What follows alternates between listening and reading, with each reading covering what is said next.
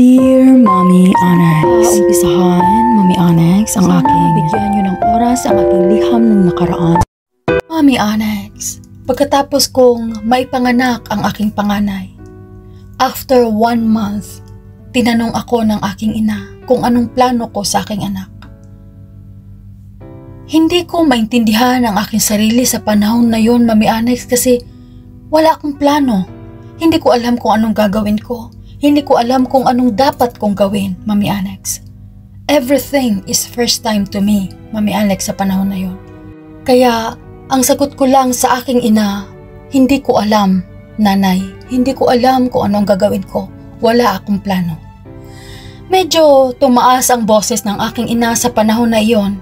Dahil ina na ako, sabi niya, kailangan kong magplano para sa aking anak, para sa amin ni Virgel. Kailangan daw naming umuwi sa Leyte at doon magpakasal at pag-usapan kung anong dapat gawin sa bata kung kailan pabinyagan. Talagang nanindigan ako, Mommy Onyx, sa panahon na yun na ayaw kong magpakasal dahil hindi ko mahal si Virgel. Ang nararamdaman ko lang ay puot, galit para kay Virgel, Mommy Onyx, sa panahon na yun dahil sa paglapastangan niya sa pagkababae ko, Mommy Onyx. Kinuha niya ang pinakaingat-ingatan ko, Mommy Onyx. Kinuha niya ng walang paalam. Kaya buong puso at isip ko, Mommy Onyx, galit na galit at hindi ko siya mapapatawad sa ginawa niya sa akin.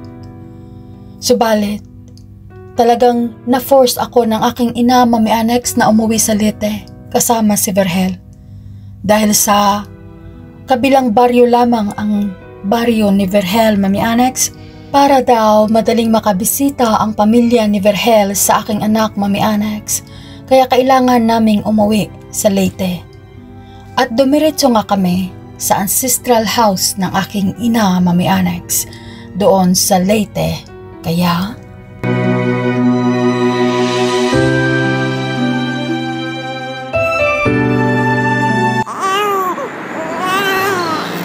ay, malapit na tayo. Patahanin mo na yung bata. Ito, ilagay mo to sa bibig niya para tatahan yan. Kunin mo. Akin, nanay. Tahan na. Dito na tayo, nay. Nandito na. Ito na yung bahay natin, yung tita mo nasa bintana. Virgel, ikaw na yung magbaba ng mga gamit, ha? Sige po. Unahin mo yung gamit ng bata kasi hindi yan pwedeng mainitan sa araw. Sige, tara. Sabay na tayong papasok doon. Gusto mo bang ako nang magkarga ng bata o ikaw na lang, Vicky? Ako na lang, nay. Sige ho. Tara na. Yan na ba yung apo ko? Apa, ang gandang bata. Virgel, saan ka pupunta? Hello po, Nang. Ipasok ko lang tong mga gamit doon sa loob. Sige. Pero hindi ka pwedeng manatili dito sa bahay, ha? Kailangan mong umuwi doon sa inyo. Aba, hindi pwedeng magsama ang babae at lalaki na wala pang kasal. Hindi yan pwede. Makasalanan yan sa mata ng Diyos. Inuna niyong gawa ng bata at hindi pa kayo nagpakasal. Kailangan magpakasal kayo, ha? Ay, at saka, ikaw, Vicky, dito ka. At ikaw naman, Virgel, umuwi ka sa inyo. Hindi ka pwede dito manatili, ha? Ay nako, hindi na kayo nahiya. Akin na yung bata. Pasok kayo dito. At ikaw, Virgel, tapusin mo yung gawa mo at saka umuwi ka na. Sabihin mo sa magulang mo, kailangan pag-usapan ang dapat pag-usapan, ha? Okay po, Nang. Sige ho. Vicky, uwi na muna ako, ha? Kasalanan mo to lahat, eh. Wala akong pakialam. Bahala ka sa buhay mo. Vicky, huwag mo namang ganyanin si Virgel. Mag-iwan ka ng konting respeto sa kanya, anak. Ama siya ng anak mo. Nay.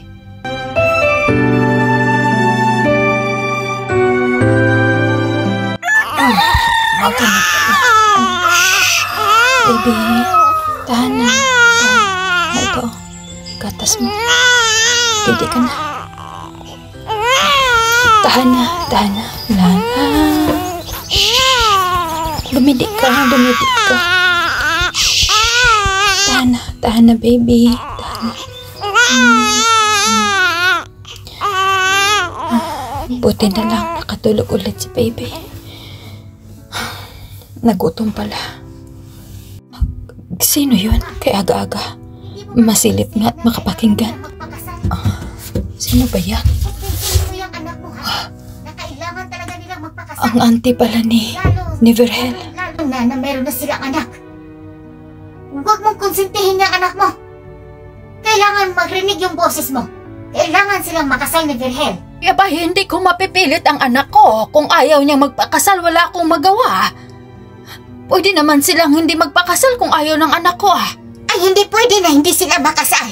Kailangan pag-usapan agad yung kasal nila. Ano bang nangyari dyan sa anak mo? Siya na nga yung pakasalan, siya pa yung ang taas-taas ng pride. May anak na sila. Hindi na niya kailangan pang mag-pride dyan. Ay nako, kailangan kausapin mo yung anak mo para mapag-usapan yung kasal at maihanda yung dapat ihanda. Huwag mong konsintihin yung anak mo. Ay nako, bahala kayo. Basta kailangan pag-usapan yung kasal, ha? Ayokong magpakasal. Bakit nila ako pipilitin na magpakasal? Ayaw ko nga. Virgel, kasalanan mo talaga to lahat. Talagang kahit kailan, hindi kita mapapatawad.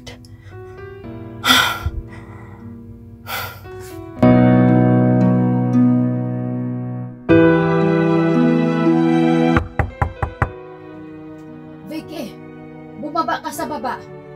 Nandyan yung pamilya ni Virgel. Kailangan kang kausapin. Baba ka. Vicky. Kaya pala ang ingay sa baba. Nandiyan pala yung pamilya ni Virgel. Anong kailangan nila? Nay! Ayokong bumaba. Nagbabantay ako sa anak ko.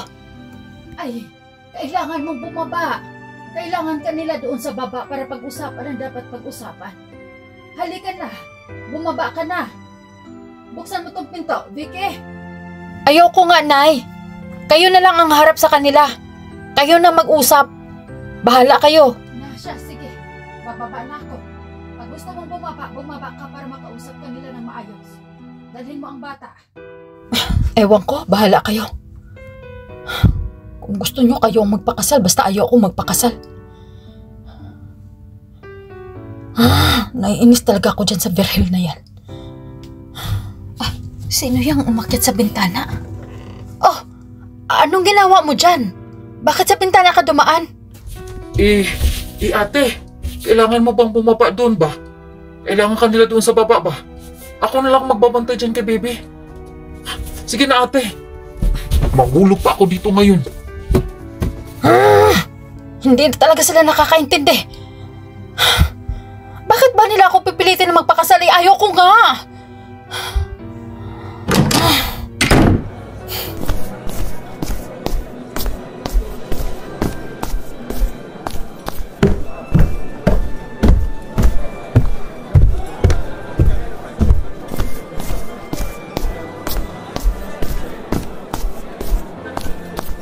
Oh, umupo ka dyan.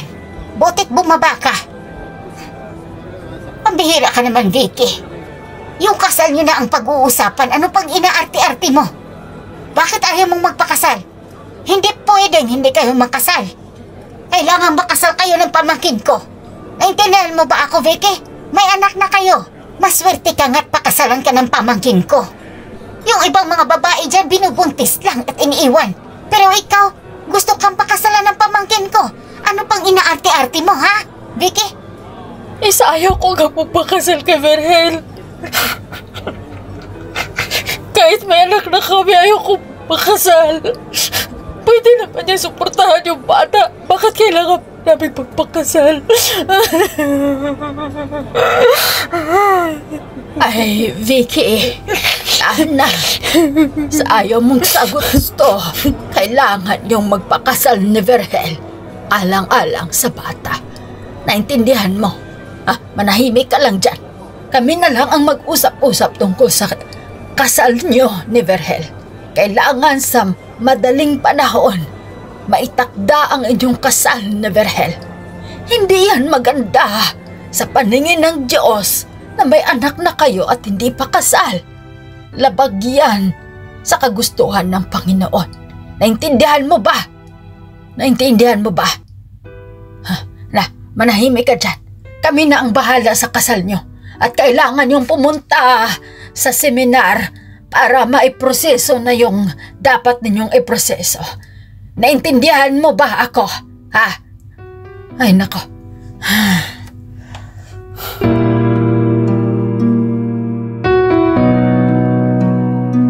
Ay, ano pang hinintay natin dito? Tapos na yung seminar. Uwi na tayo.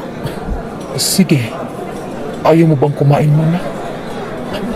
Maya-maya na tayo. Upo muna tayo dito sa bench. Nakita mo yon? Yung dumaan na motor? Yung nag-drive nun, yun sana ang mapangasawa ko at hindi ikaw. Gusto ko na umuwi. O ano, natamimi ka? Dahil kung hindi mo ginawa yung ginawa mo sa akin, hindi talaga ako magpapakasal sa'yo. Vicky, kailangan pa natin manatili kahit sandali. Kasi may sasabihin pa yung in charge ng seminar. Kakain muna tayo. Alam kong nagugutom ka. Hindi maganda na magugutuman ka kasi kapapanganak mo pala. Kakain muna tayo. Narinig mo ba yung sinabi ko? Nakikita mo ba yung nakamotor? Uulitin ko. Yun sana ang mapangasawa ko. Wala ka bang sasabihin sa akin? Wala? Baliwala mo lang sa akin yung sinabi ko sa'yo? Wala ka man lang isagot? Ha, Vergel? Wala. Hindi ko na kailangang sagutin yung sinabi mo. Dahil kahit anong gawin mo, pananalita. Magpapakasal at magpapakasal tayo, Vicky. Wala nang atrasan to. Vergel.